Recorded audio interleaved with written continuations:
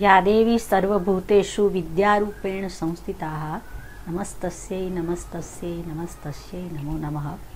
सुप्रभातम મિત્રો, આજે ધોરણ 12 સંસ્કૃત પ્રકરણ 11નો પરિચય આપણે જોઈશું. સૌપ્રથમ તો હું એ વાત આપની સમક્ષ રજૂ કરીશ કે ઉપનિષદો એટલે શું. ઉપનિષદ મૂળ ધાતુ પરથી બનેલો શબ્દ ઉપનિષદ, જેનો અર્થની નજીક બેસીને જ્ઞાન મેળવવું એવો થાય છે. પ્રાચીન સમયની પરંપરા મુજબ એ ઉપનિષદોનું ગૂઢ જ્ઞાન ગુરુ પાસે રહીને શિષ્ય પ્રાપ્ત કરતો, અને આથી જ એવું કહેવાય છે કે ઉપનિષદો એટલે ભારતીય વિદ્વાનોએ વિકસાવેલી આધ્યાત્મિક વિચારધારા, જે વૈદિક વાङ्મયના અંત ભાગમાં આવતા હોવાથી વેદાંત તરીકે પણ ઓળખાય છે. વેદાંત એટલે જ્ઞાનનો છેડો. એ જાણ્યા પછી જીવનમાં બીજું કાંઈ જ જાણવાનું બાકી રહેતું નથી. ભારત વર્ષની ભવ્ય સંસ્કૃતિએ સમસ્ત માનવ જાતિને ઉપનિષદરૂપી દિવ્ય ઉપહાર આપ્યો છે. તો એવા એ વિવિધ ઉપનિષદો પૈકીનો બૃહદારણ્યક ઉપનિષદના 5મા અધ્યાયના દ્વિતીય બ્રાહ્મણમાં દેવ, માનવ અને દાનવને લાગુ પાડવામાં આવેલ બોધ જે ઉપરોક્ત ગદ્યમાં રજૂ થયેલો છે, સાથે સાંપ્રત વિશ્વના માનવ સમૂહને લાગુ પાડી શકાય એવો છે. સમગ્ર માનવ સમાજ દમન, દાન અને દયાનો ઉપાસક જો બની જાય તો બધી સમસ્યાઓનો ઉકેલ આપમેળે મળી જાય. તો આ વાતને ખૂબ જ સરળતાથી સમજાવવા માટે અહીં ટૂંકમાં એટલું જ કહીશ કે બ્રહ્માના 3 પુત્રો દેવો, મનુષ્યો અને દાનવો, એ ત્રણેય બ્રહ્મા પાસે જઈને માંગણી કરી કે અમને કોઈક હિતકારક ઉપદેશ આપો. ત્યારે પ્રજાપતિ બ્રહ્માએ દેવોને હિતકારક ઉપદેશ તરીકે એટલે કે દામ્યતઃ એટલે કે સંયમ રાખો એવો ઉપદેશ આપ્યો. જ્યારે એમની પાસે ગયેલા માનવોને એટલે કે દત્તમ એટલે કે દાન આપવું એવો અર્થ આપ્યો. જ્યારે એમની પાસે ગયેલા દાનવોને એમણે શબ્દ આપ્યો અર્થાત દયધ્વમ એટલે કે દયા રાખો એવો ઉપદેશ આપ્યો. તો આ 3 પ્રકારના ઉપદેશની સાથે અહીં મારે એટલું જ કહેવું છે કે પૃથ્વી ઉપર વસવાટ કરતો જનસમૂહ તેના દેખાવ, આકારને લીધે સામાન્ય રીતે જોવામાં તો એક સમાન લાગે છે, પરંતુ સૂક્ષ્મ રીતે જો વિચારીએ તો આ જનસમૂહ ત્રિવિધ રૂપે વહેંચાયેલો છે. અને જે વાત આ પાઠમાં રજૂ થઈ છે, મિત્રો, સૌપ્રથમ આપણે આ પાઠને ખૂબ સરળતાથી સમજવા માટે અનુવાદ જોઈશું. સંસ્કૃત વાંચન કરીશું અને સાથે અનુવાદ પણ જોઈશું. અને એની સાથે જે કેટલાક કઠિન શબ્દો છે એ શબ્દને તમારે તમારી નોટમાં ઉતારવાના રહેશે, કે જેથી તમે જ્યારે ભાષાંતર તૈયાર કરો, અનુવાદ તૈયાર કરો, ત્યારે તમારા માટે ખૂબ ઉપયોગી સાબિત થાય. તો જોઈશું આપણો પાઠ. ઉપનિષત્સુ સંવાદ રૂપેણ અતીવ મનોહરઃ ઉપદેશાઃ શોભન્તે. મિત્રો, ઉપનિષત્સુ એટલે કે ઉપદેશોમાં સંવાદ રૂપે અતીવ એટલે કે વધારેપણાના અર્થમાં અતીવ એટલે ઘણા બધા અથવા તો અત્યંત મનોહરાઃ ઉપદેશાઃ શોભન્તે. મનને હરી લેનારા, ગમી જાય એવા, મનોહર કહી શકાય એવા ઉપદેશાઃ એટલે કે ઉપદેશ, શિખામણ, બોધાત્મક વાતો શોભન્તે એટલે કે શોભે છે. આપણે અનુવાદ કરીશું. ઉપનિષત્સુ સંવાદ રૂપેણ અતીવ મનોહરઃ ઉપદેશાઃ શોભન્તે એટલે કે ઉપનિષદોમાં સંવાદ રૂપે અત્યંત સુંદર ઉપદેશો શોભે છે. અત્ર એટલે કે અહીં, શબ્દ નોટમાં લખવો હોય તો લખી શકો છો.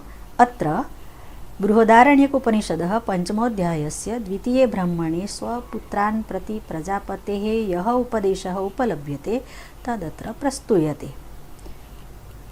બૃહદારણ્યક ઉપનિષદના પંચમમ એટલે કે 5મા અધ્યાયના વિભાગના દ્વિતીય બ્રાહ્મણે બીજા બ્રાહ્મણના સ્વપુત્રાન પ્રતિ સ્વ એટલે કે પોતાના પુત્ર પ્રતિ પ્રજાપતિએ જે ઉપદેશ આપેલો જે અહીં પ્રાપ્ત થાય છે. તદ અત્ર પ્રસ્તુયતે, ઉપલભ્યતે શબ્દ પણ તમે લખી શકો છો. ઉપલબ્ધ થવું એટલે મળવું, પ્રાપ્ત થવું. પ્રસ્તુયતે એટલે પ્રસ્તુત કરવું અથવા તો રજૂઆત કરવું. તો આપણે ભાષાંતર કરીશું કે અત્ર એતરેય ઉપનિષદ બૃહદારણ્યક ઉપનિષદ પંચમાધ્યાયસ્ય દ્વિતીય બ્રહ્મણે સ્વપુત્રાન પ્રતિ પ્રજાપતે યહ ઉપદેશ ઉપલભ્યતે તદત્ર પ્રસ્તુયતે. એટલે કે અહીં બૃહદારણ્યક ઉપનિષદના 5મા અધ્યાયના દ્વિતીય બ્રાહ્મણમાં પ્રજાપતિનો પોતાના પુત્રો પ્રત્યેનો જે ઉપદેશ પ્રાપ્ત થાય છે તે અહીં રજૂ કરવામાં આવ્યો છે. બીજો પેરેગ્રાફ જોઈશું કે જેમાં બ્રહ્મા પાસે ગયેલા દેવો, મનુષ્ય અને અસુરોએ પ્રજાપતિ પાસે શું માંગ્યું જેનું વર્ણન રજૂ થયેલું છે. તો કે પ્રજાપતે ત્રયપુત્રાઃ દેવાઃ મનુષ્યાઃ અસુરાઃ ચ આસન. દેવો, મનુષ્યો અને દાનવો એ પ્રજાપતિના 3 પુત્રો હતા. તેષુ દેવાઃ પ્રજાપતિમ પ્રથમમ પ્રાર્થિતવંત. તેઓમાંથી દેવોએ પહેલાં બ્રહ્માને પ્રાર્થના કરી. યત અસ્મભ્યમ હિતકારકમ અક્ષરમ ઉપદિશતુ ઇતિ. અસ્મભ્યમ એટલે અમને તમે એવો કોઈક હિતકારકમ, હિત કરે એવો, અમારું ભલું કરે એવો, અમારું સારું કરે એવો અક્ષરમ ઉપદિશતુ કે અક્ષરનો ઉપદેશ આપો. અર્થાત તેસુમ દેવાઃ પ્રજાપતિમ પ્રથમમ પ્રાર્થિતવંત યત અસ્મભ્યમ હિતકારકમ અક્ષરમ ઉપદિશતુ ઇતિ. તેઓમાંના દેવોએ પહેલાં પ્રજાપતિને પ્રાર્થના કરી કે જે અમારા માટે કલ્યાણકારક હોય એટલે કે હિતકારક હોય એવા શબ્દનો ઉપદેશ આપો. ત્યારે તદા પ્રજાપતિમ દ ઇતિ પ્રોક્તવાન. ત્યારે પ્રજાપતિએ દ આ પ્રમાણે ઇતિ પ્રોક્તવાન એટલે બોલ્યા, કહ્યું કે પ્રજાપતિએ દ એમ કહ્યું. અર્થાત દામ્યત ઇતિ. એટલે કે દમન કરો. દામ્યત એટલે દમન કરો. તમારી નોટબુકમાં આ શબ્દ પણ લખી લેજો. દામ્યત એટલે દમન કરવું, અર્થાત સંયમ રાખવો, અર્થાત ઇન્દ્રિય નિગ્રહ કરવો, ઇન્દ્રિય ઉપર કાબુ મેળવવો એવો અર્થ થાય છે. અર્થાત દામ્યત ઇતિ, અર્થાત ઇન્દ્રિય નિગ્રહ કરો. ઇતિ એટલે કે એમ. અસ્યાયમ આશય દેવા સંયમમ કુર્વંતુ ઇતિ પ્રજાપતે ઉપદેશ. આનો ઉદ્દેશ આ પ્રમાણે છે કે દેવો સંયમ રાખો. ઇતિ પ્રજાપતે ઉપદેશ એવો પ્રજાપતિનો ઉપદેશ છે. યતો હિ દેવાનામ કૃતે બહવઃ ભોગાઃ સુલભાઃ સંતિ. આ વાક્યમાં જે કારણ આપ્યું છે કે દેવોએ સંયમી કેમ બનવું જોઈએ. તો યતો હિ કેમ કે દેવાનામ કૃતે દેવોની પાસે, દેવોને માટે બહવઃ ભોગાઃ સુલભાઃ સંતિ ઘણા બધા વિલાસના સાધનો સરળતાથી ઉપલબ્ધ છે. અતઃ એવ પ્રજાપતિ ઉપદિષ્ટવાન. આથી જ પ્રજાપતિએ ઉપદેશ આપ્યો કે યત યુયમ સ્વભાવતઃ અદાંતા, કે તમે સૌ સ્વભાવથી જ અજિતેન્દ્રિય છો. અતઃ યુષ્માભિઃ દાંતૈઃ ભાવ્યમ ઇતિ. તેથી તમારે દમનશીલ બનવું જોઈએ, સંયમી બનવું જોઈએ.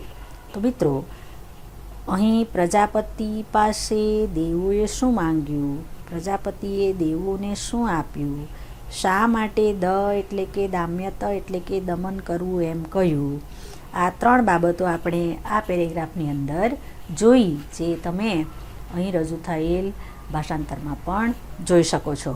ત્યાર પછીનો પેરેગ્રાફ આપણે જોઈશું કે દેવો બાદ ભગવાન પ્રજાપતિ પાસે મનુષ્યો ગયા. મનુષ્યોએ ભગવાનને શી પ્રાર્થના કરી, ભગવાને મનુષ્યોને કયો ઉપદેશ આપ્યો એનું વર્ણન જે આ પેરેગ્રાફની અંદર રજૂ થયેલું છે તે આપણે હવે જોઈશું. તતઃ મનુષ્યાઃ ભગવંતમ પ્રજાપતિમ પ્રાર્થિતવંતઃ. ત્યાર પછી મનુષ્યોએ ભગવાન પ્રજાપતિને પ્રાર્થના કરી. अस्माकं कृते अपि हितकारकम् अक्षरम् उपदिशतु इति. हितकारकम કલ્યાણકારી, સારું થાય એવો, ભલું થાય એવો. તો કે અમારા માટે પણ કલ્યાણકારી અક્ષરનો ઉપદેશ આપો. તદા પ્રજાપતિ દ ઇતિ પ્રોક્તવાન. ત્યારે પ્રજાપતિએ એ જ દ એવો અક્ષર કહ્યો, અર્થાત દત્ત ઇતિ, દાન આપો એમ. અસ્યાયમ આશય, આશય એટલે ઉદ્દેશ, હેતુ, કારણ, કે આનો હેતુ આ મુજબ છે. અસ્યાય આશય એટલે કે આનો હેતુ આ મુજબ છે. મનુષ્યા સ્વભાવતઃ લુબ્ધા સંતિ. સ્વભાવે લુબ્ધા એટલે લોભી. શબ્દ તમારી નોટમાં લખી લેજો કે મનુષ્યા સ્વભાવતઃ લુબ્ધા સંતિ. મનુષ્યો સ્વભાવથી લોભી હોય છે. અતઃ તે દાનમ કુર્વંતુ ઇતિ પ્રજાપતે ઉપદેશઃ. કુર્વંતુ એટલે કરવું જોઈએ, કરે ના અર્થમાં. અતઃ તે દાનમ કુર્વંતુ ઇતિ પ્રજાપતે ઉપદેશ. આથી તેઓ દાન કરે એવો પ્રજાપતિનો ઉપદેશ છે. તો આ પેરેગ્રાફમાં આપણે પ્રજાપતિ પાસે ગયેલા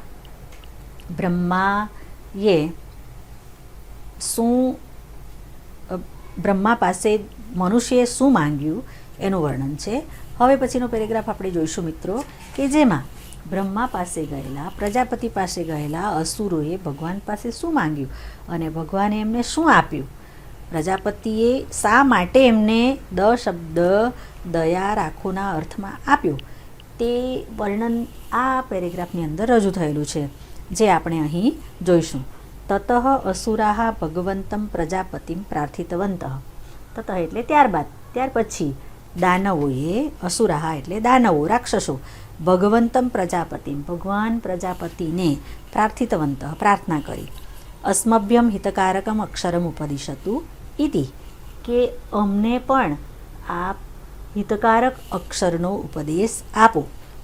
તદા ત્યારે પ્રજાપતિ દ ઇતિ પ્રોક્તવાન. પ્રજાપતિએ દ એવો વર્ણ અક્ષર કયો, અર્થાત દયધ્વમ ઇતિ, અર્થાત દયા કરો એમ. અસ્યાયમ આશય એટલે કે આનો આશય, આનો ઉદ્દેશ આમ છે. અસુરાહ સ્વભાવતઃ એવ ક્રૂરાહ હિંસાદિપરાહ સંતિ. કે અસુરો એટલે કે દાનવો સ્વભાવતઃ સ્વભાવે ક્રૂરા એટલે ક્રૂર, નિષ્ઠુર, હિંસાદિપરાહ સંતિ હિંસામાં રાચનારા હોય છે, હિંસામાં રચ્યા પચ્યા રહેનારા હોય છે. તો આપણે ભાષાંતર કરીશું ફરીથી. અસુરાહ સ્વભાવતઃ એવ ક્રૂરાહ હિંસાદિપરાહ સંતિ. કે અસુરો, દાનવો સ્વભાવથી જ ક્રૂર અને હિંસા વગેરે દોષ કરનારા હોય છે. અતઃ તે પ્રાણીષુ દયામ કુર્વંતુ ઇતિ પ્રજાપતે ઉપદેશ. તેથી તેઓ પ્રાણી પર દયા કરે એવો પ્રજાપતિનો ઉપદેશ છે. તો માનવ જીવનમાં જે દાનવો, મનુષ્યો અને દેવોને આપેલો ઉપદેશ કેવી રીતે ઉપકારક નીવડે. માનવોએ હંમેશા શું યાદ રાખવું જોઈએ, તો એ ઉત્તમ પ્રકારનો મનુષ્ય બની શકે એવો ભાવ અહીં રજૂ થયેલો છે. એ બાબત અંતિમ પેરેગ્રાફની અંદર આપવામાં આવી છે, તે આપણે હવે જોઈશું. તતઃ પ્રજાપતિ ઉવાચ તદેવ દેવીમ વાગ અનુવદતી દ ઇતિ. ત્યારબાદ પ્રજાપતિ બ્રહ્માએ કહેલી આ જ દેવી વાણી બોલે છે. ફરીથી જુઓ વાક્ય. તતઃ પ્રજાપતિ ઉવાચ તદેવ દેવી વાગમ અનુવદતી દ ઇતિ. અર્થાત વાગમ એટલે વાણી, દેવી વાણી, અનુવદતી એટલે બોલવું, અનુકરણ કરવું. તતઃ પ્રજાપતિ ઉવાચ, ઉવાચ એટલે બોલ્યા. કે ત્યારબાદ પ્રજાપતિ આ જ દેવી વાણી બોલે છે. દ ઇતિ, દ એમ. દામ્યતઃ દત્ત દયધ્વમ ઇતિ. દમન કરો, દાન આપો, દયા રાખો એમ. એતત્ ત્રયમ શિક્ષેત દમમ દાનમ દયામ ઇતિ. ઇન્દ્રિય નિગ્રહ, દાન, દયા આ ત્રણ શીખવા જોઈએ. શિક્ષેત એટલે શીખવા જોઈએ. તદેવ એતત્રયમ હિતમિચ્છતા જનેન અનુષ્ઠેયમ ઇતિ. તે જ આ ત્રણ હિતની કામના કરતા ઈચ્છા રાખતા, ઈચ્છિત એટલે ઈચ્છા રાખતા મનુષ્યે અનુષ્ઠેયમ આચરવા જોઈએ. મનુષ્યએ શું કરવું જોઈએ? તદેવ એતત્રયમ હિતમિચ્છતા જનેન અનુષ્ઠેયમ ઇતિ. અનુષ્ઠેયમ શબ્દ આચરણ કરવું, સમજવું આ અર્થમાં છે. તો કે તે જ આ ત્રણ હિતની કામના કરનારા મનુષ્ય આચરવા જોઈએ. ઉપદેશસ્ય સાર બોધવ્ય. એવો ઉપદેશનો સાર જાણવો. વસ્તુતસ્તુ માનવાઃ એવ ઉત્તમ ગુણોપેતાઃ દેવાઃ લોભપરાયણાઃ મનુષ્યાઃ હિંસાદિદોષદૂષિતા ચ રાક્ષસાઃ ભવન્તિ.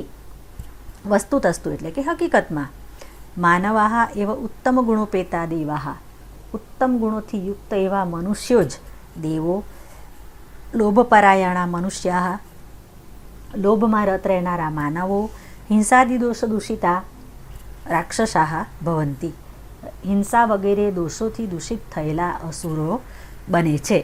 અતઃ મનુષ્યૈ યથા પ્રકૃતિ યથા કાલમ દકારાર્થમ સ્વીકૃત્ય ઉત્તમૈ ભાવ્યમ ઇતિ ભાવઃ.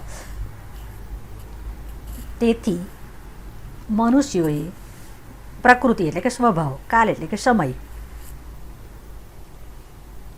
મનુષ્યોએ સ્વભાવ પ્રમાણે, સમય પ્રમાણે દ વર્ણના અર્થને સ્વીકારીને ઉત્તમ બનવું, ઉત્તમૈ ભાવ્યમ ઉત્તમ બનવું ઇતિ ભાવ એવો ભાવ અહીં રજૂ થયેલો છે.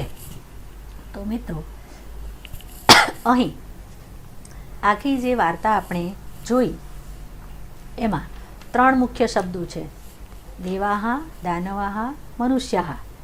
એટલે દેવો, દાનવો અને મનુષ્યો કે જેમની જેઓ પ્રજાપતિ પાસે જઈને જે હિતકારક ઉપદેશ માંગે છે, તો એમને જે પ્રજાપતિએ ઉપદેશ આપ્યો એટલે કે દામ્યતઃ દત્તમ દયદ્વમ. દામ્યતઃ એટલે સંયમ રાખો, દયત્વમ એટલે દયા રાખો અને દત્તમ એટલે કે દાન આપો. એમ એ અર્થને જોઈએ અને આટલા શબ્દોને જો આપણે યાદ રાખીએ તો લગભગ આખું જે આખ્યાન છે એ આપણને ખૂબ સરળતાથી યાદ રહી શકે એમ છે. તો આપ સૌ આ મુજબ એને યાદ રાખવાનો પ્રયત્ન કરશો. સાથે કેટલાક શબ્દના અર્થની નોંધ પણ રજૂ કરવામાં આવી છે, આપવામાં આવી છે. તમે એ જોઈને લખી લેશો. વધુ તમને એ માટે ગાઈડન્સ મળશે. તમારા પાઠ્યપુસ્તકમાં પાઠ જે પૂરો થાય છે ત્યાં નીચે પણ એવા કેટલાક કઠિન શબ્દો આપેલા છે જેના દ્વારા તમે સહેલાઈથી આ અનુવાદ શીખી શકશો. અહીં આપેલા શબ્દોની નોંધ પણ તમારે તમારી નોટબુકમાં કરી લેવાની રહેશે. ત્યારબાદ મિત્રો અહીં આપણે જોયું પ્રજાપતિ અને દેવાહા એવા બે શબ્દો જેનું વિવરણ જોઈશું. તો કે દેવાહા દેવો, દિવ્યંતિ દિવ્ય ગુણૈ ઇમામિતિ દેવતાઃ. દેવો એટલે શું? તો કે દિવ્ય ગુણૈ ઇમામિતિ, કે પોતાના દિવ્ય ગુણોથી જે પ્રકાશે છે તે દેવી દેવતાઓ, જેમને માત્ર 3 અવસ્થાઓ છે એવું કહેવાય છે. ત્રિદશાહ, બાલ્યાવસ્થા, કૌમારાવસ્થા અને યુવાવસ્થા. તેમને મૃત્યુ હોતું નથી. એ માટે અજરાહા, અમરાહા શબ્દ અહીં પ્રયોજાયેલો છે. જરાહા એટલે વૃદ્ધાવસ્થા, એટલે નહીં કે જેને વૃદ્ધાવસ્થા નથી. અમરાહા, મરાહા એટલે મૃત્યુ, એટલે નહીં એટલે કે જેને મૃત્યુ હોતું નથી એવા તે દેવો. આમ દેવાહા શબ્દનું વિવરણ કરી શકાય.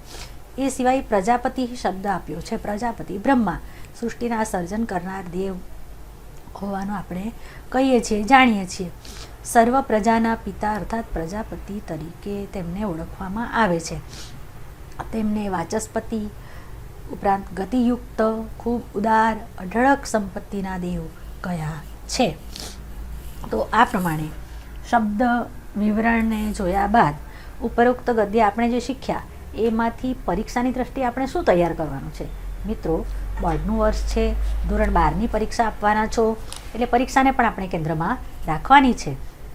અને આથી જ આ પાઠમાંથી આપણે સૌથી પહેલાં તો અનુવાદ તૈયાર કરવાનો રહેશે.